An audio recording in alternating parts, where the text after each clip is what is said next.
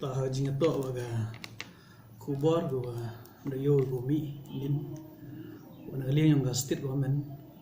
lang bawa agriculture minister wada wagi ga lebai market nite chunong yolong bale emgila ga intention ha go uchuna biang sagawi ga yaw po ga put sam yung region tia tai kap ngat council bat na personally le nasnya bani man ga gi go kata I council di ba tip chi wa terkam ga parasik yang masuk cedil to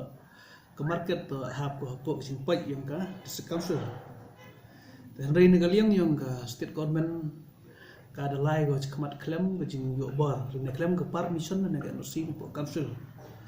te gani mul da ga state government ulai go gani kaluti klaim do burom yagi an ke udah pukul bor po masuk cedil ya ga council man go ngi ko slice no ko power yang council balik koman le bian hai TPE ga suksidil to ga timit lembaga construction yang di India pada ibori wajing to ga market lembaga plastics yang ga suksidil jadi daw nga personally ko wi ni member po ni ga council ngasnya ukhia ini kamu ni gi ora moji agi pat kerpala ya ga state government wa uburom ga ya ga council aku wal am ginu au chna ya ga yaw na ginu subject ko to yang council to am ga understanding dan ya ga jing sa to jumut ba sa to iwa raman ha gani kedur mi ga ga coordination seperti ki state government ga council council yang imut na putra board chu ika bar ngasnya lo ko wiwa ladaga state government lembaga agriculture department sinyal tu ko chuna ya yaw imem percaya dah sinyal komen cibun Henry am kamu lagi ke luti bat ko wilat TV ya museum don ne kesni dang sa tinggal bamugi pendapika bat kerkama TV ni departemen wa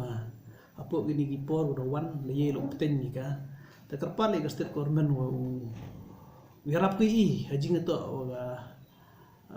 fund nem tau pendep chwai kata ya chwa wo chuna ya gi gi yaw pendep ya gini gi pending